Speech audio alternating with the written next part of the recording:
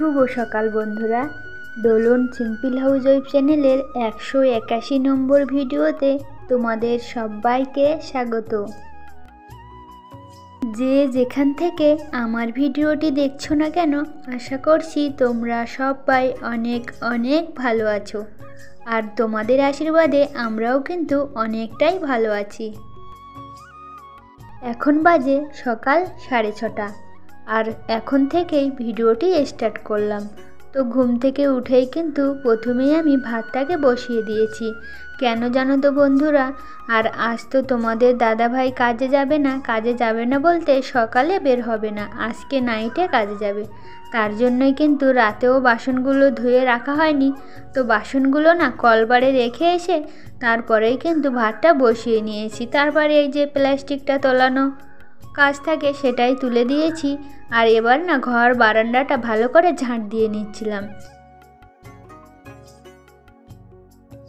আর ঘর বারান্দা ঝাঁট দিতে দিতে রান্নাঘরে একটু এসে দেখছি ভাতটা কিন্তু আমার ফুটে গেছে। তাই গ্যাসের জোরটাকে কমিয়ে রেখে আবারও চলে আসলাম উঠোনে ঝাঁট দেওয়ার জন্য।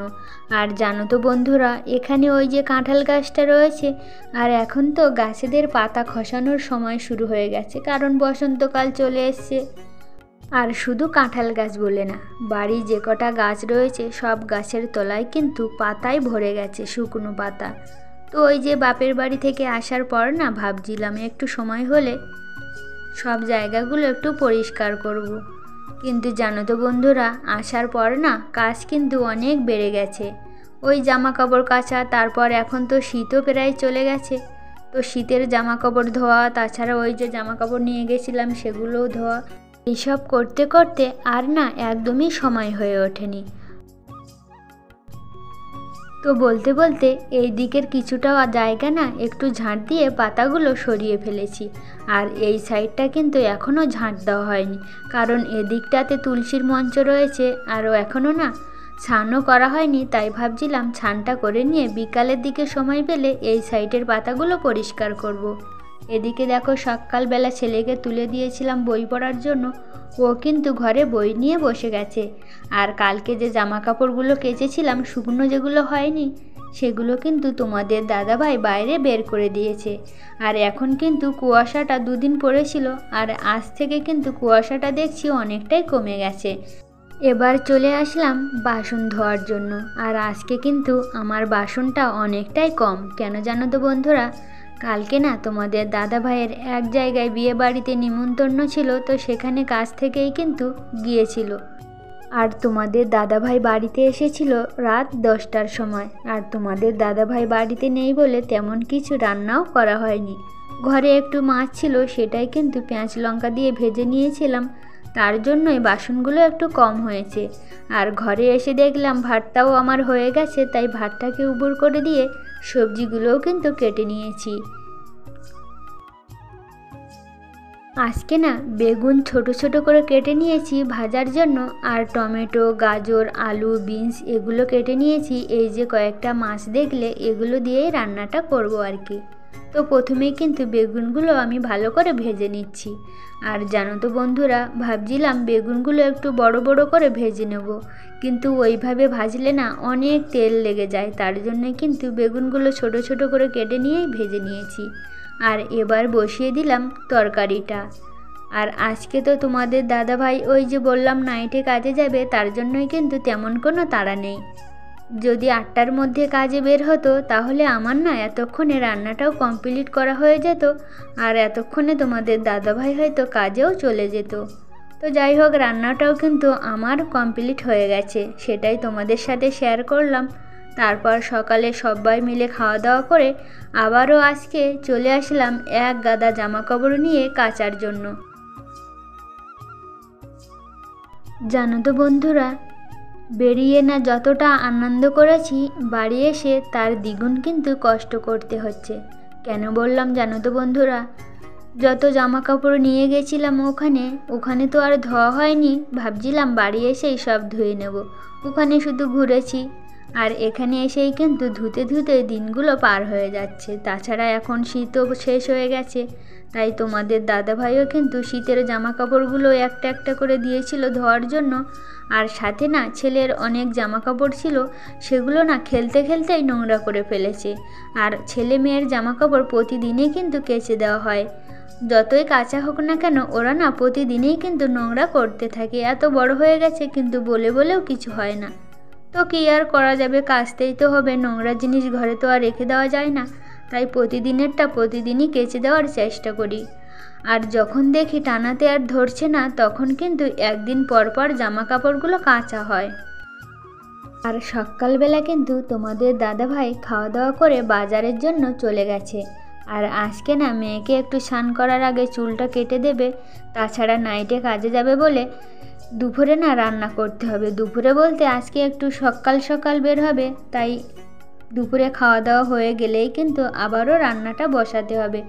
তো বন্ধুরা, তোমাদের সাথে কথা বলতে বলতে সব জামা কাপড়গুলো কেচে কিন্তু মেলে দিয়েছি। এখন বাজে দুপুর 2টো, আর আমাদের কিন্তু স্নান করে খাওয়া দাওয়াও হয়ে গেছিলো। তারপর তোমাদের দাদাভাই আর ছেলে মেয়ে কিন্তু ঘুমিয়ে পড়েছে। আর আমি না খাওয়া দাওয়া করেই কিন্তু রান্নার জন্য গুছিয়ে নিয়েছি। সকালবেলা বাজারে গেছিলো বলছিলাম, তো বাজার থেকে না কাঁঠাল নিয়ে এসেছিলো। কাঁঠাল বলতে যেটাকে এঁচোড় বলা হয়, তো ওটাই নিয়ে এসেছিলো। ওটাই না কেটে আর সাথে 2টো আলু দিয়ে ঘরেই গ্যাসে কিন্তু সেদ্ধ করে নিয়েছি। আর এবার বাইরে রান্না করব বলে চলে আসলাম। আর বাইরে না রান্নাই করা হয় না, সেই মা রান্না করেছিল, তারপরেও কিন্তু আর করা হয়নি। আর এখন তো অনেক পাতা হয়ে গেছে, সেগুলো না পুরালে না সারা উঠোনময় পাতা পাতা হয়ে গেছে। তাই আজকে ভাবছিলাম 4টের সময় যখন তোমাদের দাদাভাই বের হবে, বাইরের উনানে রান্নাটা করব, তাই কিন্তু চলে আসলাম। আর তোমাদের দাদাভাই কিন্তু রাতের বেলা রুটি খেতে পছন্দ করে। তো আমি না ভেবেছিলাম ভাত করব, তাতে আমাদেরও হয়ে যাবে আর তোমাদের দাদাভাইও নিয়ে যাবে। তো তোমাদের দাদাভাই বলল রুটি নিয়ে যাবে, কারণ অন্য সময় তো 7টার সময় বের হয়, আর আজকে না 4টের মধ্যে বের হবে। ওখানে গিয়ে খেতে না 9টা বেজে যাবে, আর ততক্ষণে যদি ভাতটা নষ্ট হয়ে যায়, তার জন্যই বলছিল রুটি করার জন্য। আর তাছাড়া কাজে যাক আর না যাক, জানো তো বন্ধুরা, বাড়িতে থাকলে না শীত বা গরম প্রায় সময় রাতে কিন্তু শুধু তোমাদের দাদাভাইয়ের জন্য রুটি বানাতে হয়। তো তোমাদের সাথে কথা বলতে বলতে আমার না তরকারিটা রান্না করা হয়ে গেছে। আর এবার কয়েকটা একটু রুটি করে নিচ্ছি। আমার ছেলে মেয়ে হয়তো একটা খেলে খাবে, আর তোমাদের দাদাভাইকে দিয়ে দেব। আর কি জানো তো বন্ধুরা, একবারে রুটি করলে হয়তো হয়ে যায়, তরকারি আর রুটি দিয়ে খাওয়া হয়ে যায়। কিন্তু আমার ছেলে না রুটি একদমই কিন্তু পছন্দ করে না, ওর ভাত হলেই ঠিক আছে। আর আমার মেয়ের না রুটি হলেও আমাদের একটু ভাত না হলে মনে হয় যেন খাওয়াই হয়নি।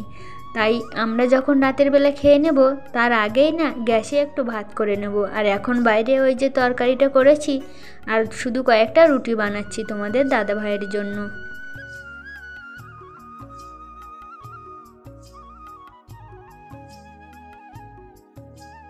তো আমার কিন্তু রুটি বানানো কমপ্লিট হয়ে গেছে, আর তরকারিটাও বানানো কমপ্লিট হয়ে গেছে, সেটাই তোমাদের সাথে একটু শেয়ার করলাম। আর এঁচোড়টা না একটু মাংসের মতো করে রান্নাটা করেছি।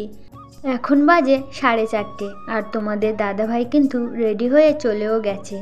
আর ছেলেকে তো আমি বাড়িতেই পড়াতাম, আর মেয়েকে তো টিউশনিতে পড়তে দিতাম। তো জানো তো বন্ধুরা, মেয়েকে না আজ থেকে ভাবছিলাম আর পাঠাবো না, কারণ মেয়ে না আন্টির ভয়ে সব একটু গুলিয়ে ফেলছে। আর আন্টির ভয়ে না একটু তোতলা করে কথা বলছিল। আর ও তো মেয়ে মানুষ, তার জন্যই না তোমাদের দাদাভাইকে বললাম বাড়িতে পড়ানোর জন্য। তাই আজ থেকেই কিন্তু মেয়েকে আর ছেলেকেই একসাথেই বাড়িতে পড়াতে বসিয়েছি। তো বন্ধুরা, আজকের ভিডিওটি এখানেই শেষ করছি। তোমাদের সাথে দেখা হবে পরের নতুন একটা ভিডিওতে। তোমরা সবাই ভালো থেকো আর নিজের খেয়াল রেখো। ধন্যবাদ।